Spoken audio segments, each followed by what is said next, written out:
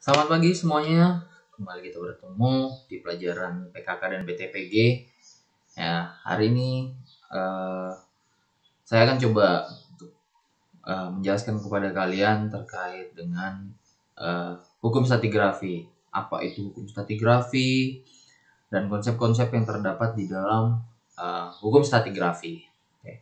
Silakan kalian catat materi yang akan saya sampaikan ini. Kalau bisa digambar, silakan digambar di dalam catatan kalian supaya bisa menambah kejelasan terkait dengan materi yang disampaikan. Oke, mungkin kita langsung saja membahas tentang pengertian dari hukum stratigrafi sendiri. Ya, hukum stratigrafi memiliki tujuan untuk penentuan umur relatif. Jadi hukum stratigrafi ini kita bertujuan untuk menentukan umur relatif atau umur yang bukan absolut dari suatu perlapisan, ya kan? Untuk memperkirakan batuan mana yang terbentuk terlebih dahulu dan batuan mana yang terbentuk terakhir. Jadi kalian memperkirakan urutan atau strata dari suatu lapisan batuan ataupun dari suatu singkapan. Nah, jadi kalian bisa bercerita melalui dari proses, terus dari urutan, terus kejadian apa yang terjadi sehingga bisa terbentuk seperti saat ini. Jadi semacam kalian bercerita, oh ini terbentuk terlebih dahulu, oh ini terbentuk terakhir, oh ini prosesnya seperti ini. Nah, proses-proses itu tentunya dikemukakan oleh beberapa ahli yang akhirnya kita gunakan sampai saat ini. Nah, terus yang pertama itu ada hukum superposisi. Ya, dikemukakan oleh Nicholas Steno tahun 1669. Jadi dikemukakan bahwa dalam suatu urutan pelapisan batuan, maka lapisan batuan yang terletak di bawah umurnya relatif lebih tua dibanding lapisan yang di atasnya, selama lapisan batuan tersebut belum mengalami deformasi. Jadi ini konsep paling umum, paling sering dikenal, ya, paling sering didengar di geologi, yaitu hukum superposisi, di mana batuan itu secara umum secara proses sedimentasi, ya, pada saat dia proses pembentukan dia akan terendapkan pertama kali, ya kan, pertama kali itu kan terendapkan di bawah, otomatis dia akan menjadi yang paling pertama terendapkan.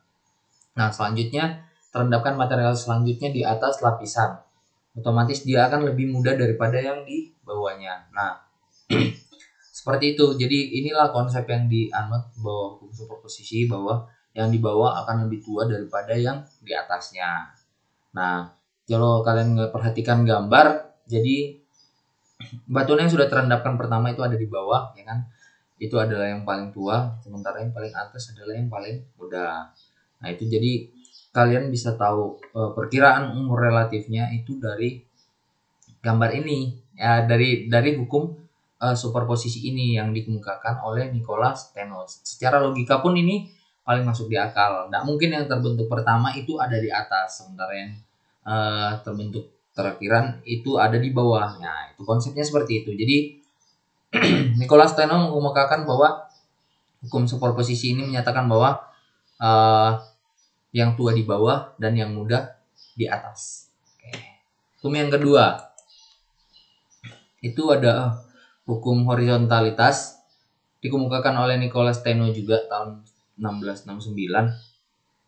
Jadi konsepnya ini menyatakan bahwa pada awal proses sedimentasi, ya, sebelum terkena gaya atau perubahan, sedimen terendapkan secara horizontal.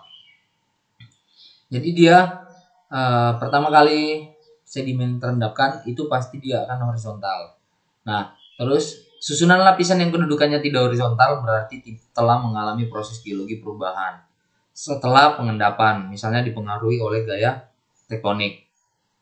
Nah, ini konsepnya sebenarnya memang hukum horizontalitas itu material sedimen itu terendapkan memang datar, seperti contohnya ini, ya kan, gambar sebelum pada saat proses pengendapan dia akan terendapkan datar. Nah, pada kenyataannya setelah dia menjadi batuan atau setelah proses sedimentasi, dia bisa mengalami proses perubahan bentuk. Nah, perubahan bentuk itu dipengaruhi apa? Gaya tektonik, dari tekanan dari atas, dari bawah, dari samping. Nah, sehingga dia mengalami perubahan bentuk. Sehingga kalau di lapangan itu kita menemukan bahwa dia bisa jadi miring, ya kan? Jadi terpatahkan, terlipatkan. Nah, itu perubahan bentuk yang diakibatkan oleh gaya tektonik. Nah, gambar yang tadinya batuan itu lurus jadi berubah bentuk menjadi miring-miring, terus melengkung. Nah, itu diakibatkan oleh perubahan dipengaruhi oleh gaya tektonik. Nah, terus intinya bahwa hukum horizontalisasi ini mengatakan bahwa pengendapan atau sedimentasi awal pertama kali itu pasti terendapkan secara horizontal atau datar. Oke. Hukum yang ketiga adalah original continuity, dikemukakan oleh Nicholas Steno. Jadi pada konsep ini, original continuity, batuan sedimen melampar dalam area yang luas di permukaan bumi. Jadi dia terendapkan atau terlamparkan secara luas di permukaan bumi, nggak cuma 1 meter, 2 meter, 3 meter, tapi mungkin berkilo-kilo, misalnya 3 kilo, 6 kilo, dan seterusnya. Nah, lapisan sedimen diendapkan secara terus-menerus dan berkesinambungan atau continuity sampai batas cekungan sedimennya. Jadi kalau kalian tahu sedimen itu material sedimen sebelum menjadi batu sedimen itu dia terendapkan di cekungan. Nah, ini cekungan itu seperti mangkok. Ini kalau ini cuma terlihat di salah satu sisinya saja. Nah, sedimen itu dia seperti mangkok, cekungan itu seperti mangkok ya. Di sini ada ininya. Nah, material sedimen yang datang dari suplai dari mana-mana dia terendapkan. Nih, terendapkan. Dan dia secara menerus. Satu material yang sama dia akan terendapkan bersamaan. Nah, seperti ini. Nah, lapisan sedimen tidak mungkin terpotong secara tiba-tiba, ya kan? Dan berubah menjadi batuan lain dalam keadaan normal. Pada dasarnya, hasil suatu pengendapan yakni bidang berlapisan akan menerus walaupun secara kasat mata. Nah, jadi ada suplai sedimen, terus membawa material terendapkan, ya kan? Ini akan menerus sampai di ujung cekungan lainnya. Nah, material yang selanjutnya ini contohnya yang warna kuning, ini terbawa materialnya terendapkan, ya kan? Dia menipis di ujung. Nah, tapi secara kasat mata dia walaupun menipis, dia masih tetap ada sebenarnya di ujung ini. Nah, itu bisa jadi. Nah, jadi intinya kalau di original continuity ini lapisan atau material suplai sedimen ketika terendapkan pertama kali di bumi itu dia melampar sangat jauh dan dia terendapkan di cekungan dan tidak mungkin terpotong oleh batuan lain pada saat proses pengendapan. Nah, yang dimaksud tidak terpotong itu dia ketika dia proses terendapkan di sini sampai dia menuju ke ujung cekungan tidak mungkin tiba-tiba itu dia terpotong di tengah-tengahnya pada saat proses sedimentasi atau pada saat proses pengendapannya. Nah, kalau gambar yang di bawah ini menunjukkan bahwa walaupun dia sudah terkena proses erosi dan pelapukan ini ya, ini terkena erosi dan pelapukan di sini, dia sudah ini, tapi kita bisa mengetahui bahwa ternyata batuan yang tadinya ini itu adalah batuan yang sama atau satu tubuh lapisan, ya kan? Dia ini sudah menjadi gunung, sudah jadi lembah, jadi bukit, misalnya seperti itu. Tapi kenyataannya dia masih satu lapisan batuan yang sama. Ini contohnya. Nah, batu yang warna kuning ini kita anggap batu pasir. Dia sama dengan batuan yang ada di sini dan ada di sini. Cuma karena dia prosesnya dia sudah terlapukan, tererosi, ya kan? Akhirnya dia membentuk bentukan lain. Nah, tapi pada kenyataannya dia adalah sama. Nah, ini yang konsepnya dikemukakan bahwa batuan sedimen itu melampar dalam area yang luas di permukaan bumi. Jadi ketika dia sudah terpisah-pisah dan berubah bentuk menjadi yang gunung, bukit, lembah, nah itu dia masih tetap memiliki satu lapisan litologi yang sama. Nah, makanya dia melampar luas di permukaan bumi. Nah, terus selanjutnya itu hukum yang keempat, ada uniformitarisme. Itu dikemukakan oleh James Hutton tahun 1785. Jadi hukum ini menyatakan bahwa peristiwa yang terjadi pada masa geologi lampau dikontrol oleh hukum-hukum alam yang mengendalikan peristiwa pada masa kini. Hukum ini lebih dikenal dengan semboyan ya. Kalau kalian sering baca-baca tentang geologi, ini paling sering disebutkan. Jadi semboyannya itu adalah the present is the key to the past. Maksudnya adalah bahwa proses-proses geologi alam yang terlihat sekarang ini digunakan sebagai dasar pembahasan geologi masa lampau. Jadi kurang lebih proses geologi yang terjadi sekarang ini juga terjadi di masa lalu dan kurang lebih itu akan sama. Jadi kita bisa menceritakan, oh proses geologi yang terjadi sekarang adalah seperti ini, berarti terjadi sekarang di masa lalu juga. Berarti kita bisa membandingkan apa yang terjadi pada masa lalu sehingga berakibat pada bentukan geologi yang ada sekarang. Nah, sebagai contoh, pada saat ini batu gamping koral sedang tumbuh di laut, ya kan? Dia adanya di laut. Jadi kalau pada saat ini terdapat di puncak gunung, dapat disimpulkan bahwa pada zaman yang lalu daerah pegunungan tersebut berada di dasar laut, ya kan, bisa diasumsikan. Nah, kalian pernah tahu gunung tertinggi di dunia, Gunung Everest ya. Nah, pada puncak tertinggi Gunung Everest atau puncak tertinggi di dunia itu ditemukan fosil hewan atau tumbuhan laut, ya kan. Nah, di atas puncak gunung tertinggi bagaimana bisa ada fosil hewan laut? Nah, tentunya ada proses geologi yang terjadi di sana yang dulunya kita tahu bahwa ya sampai sekarang pun kita tahu bahwa hewan laut ya adanya di laut. Bagaimana dia ada bisa di puncak tertinggi dunia? Nah, ini yang tentunya ada proses geologi di sananya. Sama-sama, enggak mungkin pada saat dulu hewan itu hidupnya di puncak tertinggi. Enggak, dia tetap hidup di laut. Tapi kenapa dia bisa ada di puncak tertinggi? Yaitu adanya proses geologi. Berarti dulunya puncak tertinggi itu berada di laut, ya kan? Nah, biasa ada di puncak tertinggi ya karena proses geologi sehingga dia bertahap dan sampai dia naik ke atas permukaan. Oke, terus selanjutnya adalah proses tektonik lempeng, pembentukan gunung api, erosi dan lain-lain yang terjadi sekarang diyakini juga bahwa telah terjadi sejak bumi terbentuk masa lampau. Jadi ada proses-proses itu juga terjadi di zaman dulu.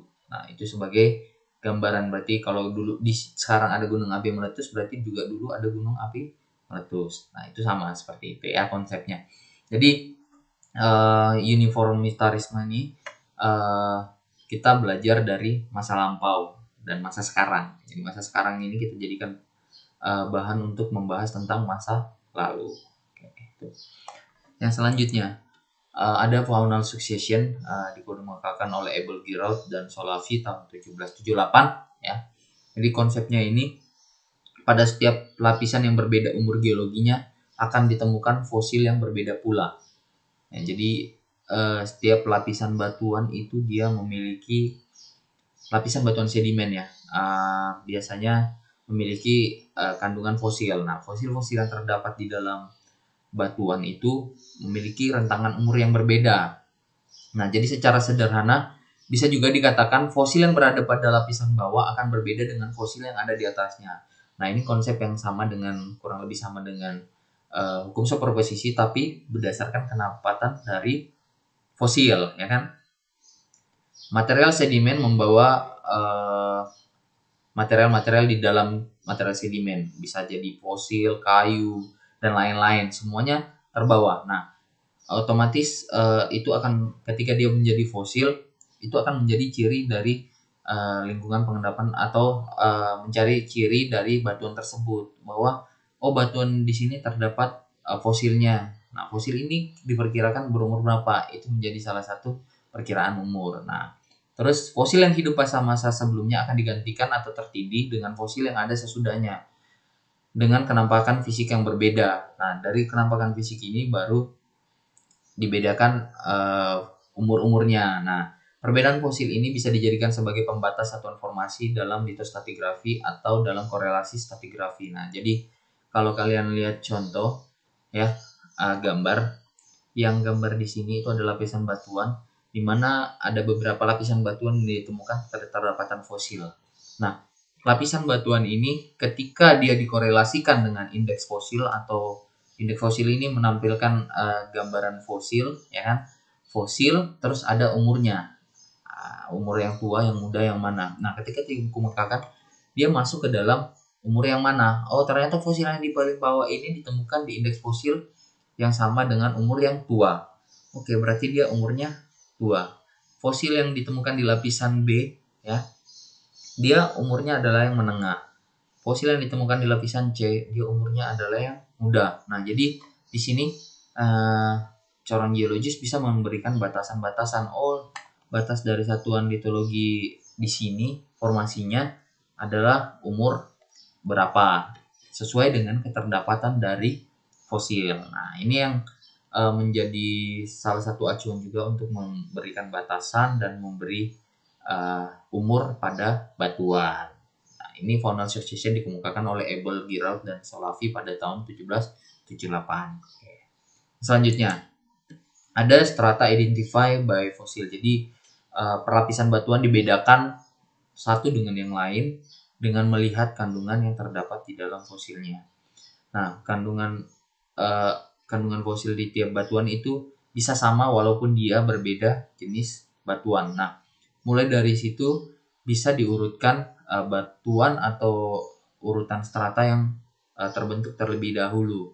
Jadi misalnya contohnya di sini ada dua penampang atau stratigrafi batuan, di mana tiap stratigrafi ini, yang pertama di sebelah kiri dan kanan ini, dia memiliki keterdapatan batuan yang berbeda. Nah, tapi dia memiliki kandungan fosil di dalam tubuh lapisannya. Nah, ketika dia akan dikorelasikan antara batuan, korelasi itu menghubungkan antara batuan di penampang stratigrafi yang satu dengan yang lain, stratigrafi yang lain, kita mencoba untuk mencocokkan dengan keberadaan fosilnya.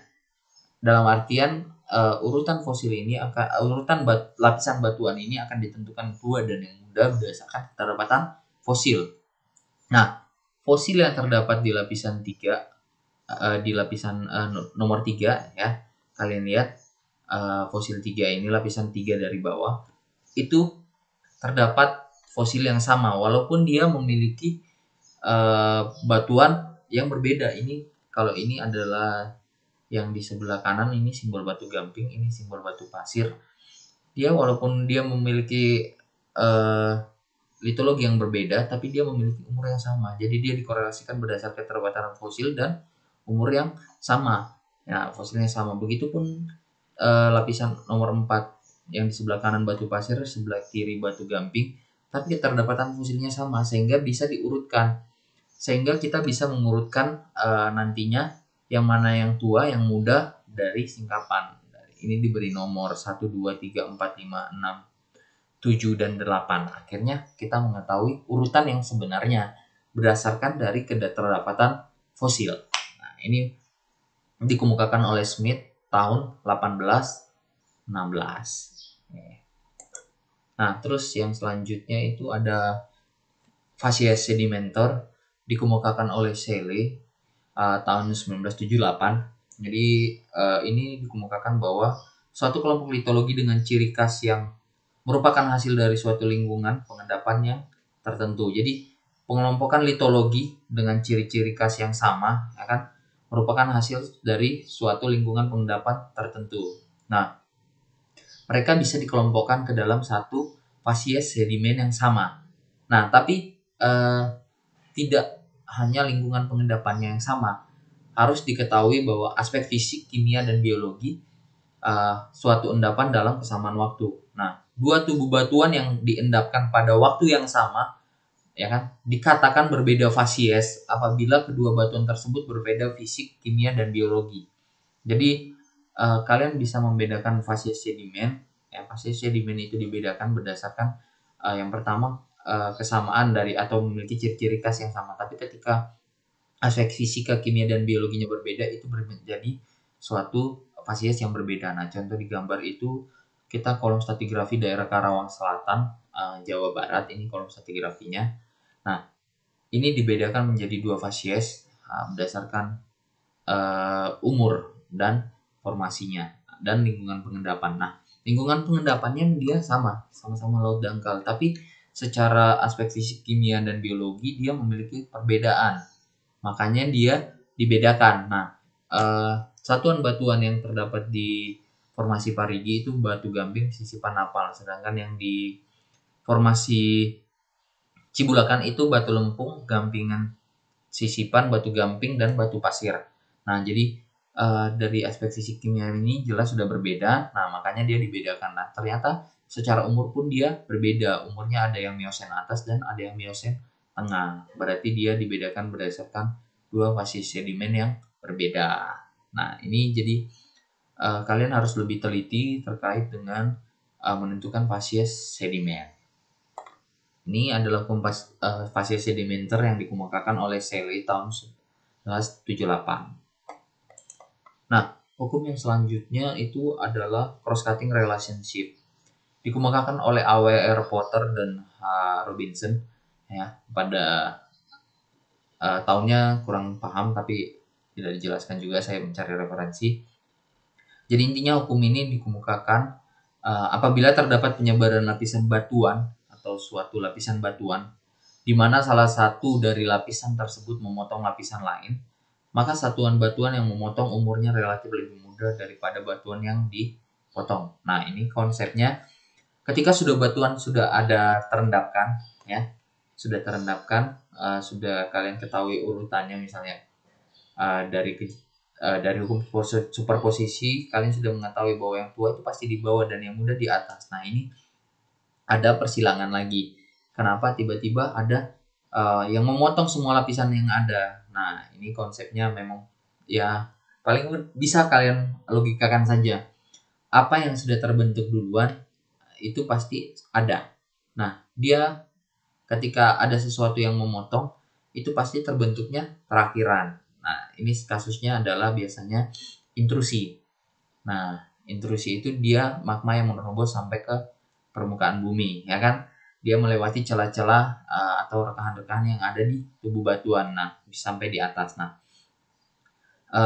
hukum cross-cutting relationship atau hukum potong memotong ini adalah batuan yang memotong itu pasti umurnya lebih muda daripada batuan yang dipotong. Nah, contohnya ini batuan yang sudah terbentuk nih adalah batuan yang sudah tua, terbentuk pertama, terus di atasnya yang harusnya di atas ini adalah yang paling muda, tapi ketika dia ada yang memotong berarti umur yang paling muda digantikan oleh batuan yang memotong. Nah, itu konsepnya dari cross cutting relationship. Jadi dia, kalau kalian lihat gambar, ini adalah sebuah intrusi di mana batuan yang sudah ada diintrusi oleh magma sehingga dia membentuk lapisan atau batuan yang baru.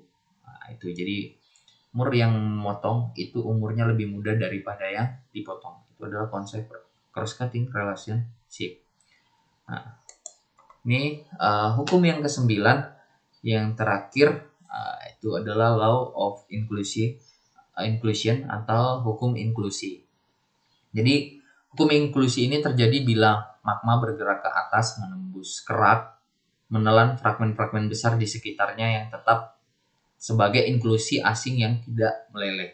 Jadi intinya adalah adanya fragmen batuan tua di dalam fragmen batuan yang muda. Nah, jika ada fragmen batuan yang terinklusi dalam suatu pelapisan batuan, maka pelapisan batuan itu terbentuk setelah fragmen batuan.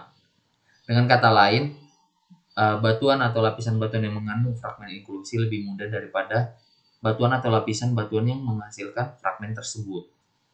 Nah, sebagai contoh hukum inklusi ini ada gambar granit dan sandstone atau batu pasir. Jadi inklusi granit pada lapisan batu pasir, ya ini ada fragmen granit, ya kan, di dalam batu pasir atau sandstone, menunjukkan bahwa granit berumur lebih tua daripada lapisan batu pasir karena fragmen batu granit ini ada di dalam tubuh batu pasir. Nah, kalau dilogikakan secara umum saja, bagaimana bisa ada fragmen di dalam batuan kalau umurnya batuan itu yang terdapat inklusi itu lebih tua. Nah, otomatis kan fragmen itu terbentuk duluan. Dia terbentuk duluan, bisa ada di dalam suatu lapisan, itu berarti dia lebih tua. Nah, itu yang hukum inklusi. Jadi ketika ada tubuh batuan granit terus ada batu pasir, di dalam tubuh batu pasir ini terdapat inklusi dari granit, maka dapat dikatakan bahwa granit adalah batuan yang terbentuk lebih dahulu daripada batu pasir. Oke, mungkin itu cukup 9 hukum stratigrafi yang saya rangkumkan di materi ini. Ya, mungkin cukup sekian sudah saya jelaskan kepada kalian terkait dengan 9 hukum stratigrafi. Itu jadi sedikit memberi gambaran kalian dalam menceritakan proses geologi yang ada, mulai dari proses terbentuknya dia, konsepnya seperti apa di hukum original sedimentari dan proses-proses lainnya. Nah, itu kan kalian sudah bisa membayangkan, oh, sedimen pertama kali itu terendapkan secara horizontal, terus dia terlampatkan luas di permukaan bumi. Ketika dia sudah menjadi batuan, kita tahu bahwa yang tua itu yang di bawah, yang muda itu ada di atas, ya kan? Nah, terus setelah jadi lapisan batuan, dia ada yang memotong, ada yang inklusi, ada yang cross cutting. Nah, terus ada yang keterlambatan fosil di dalamnya. Jadi kalian sudah bisa bercerita banyak. Oh, batuan yang terbentuk pertama kali itu di bawah, di atas tuh itu muda. Nah, terus terdapat fosilnya yang fosil bisa menunjukkan umur, bisa mengetahui yang mana yang tua, yang mana yang muda. Nah, itu jadi sudah cukup bisa memberikan gambaran kalian terkait dengan hukum stratigrafi dan menceritakan proses-proses geologi yang ada. Oke. Semoga dapat bermanfaat untuk kalian, kalian bisa memahami dan mengerti terkait materi yang saya sampaikan ini.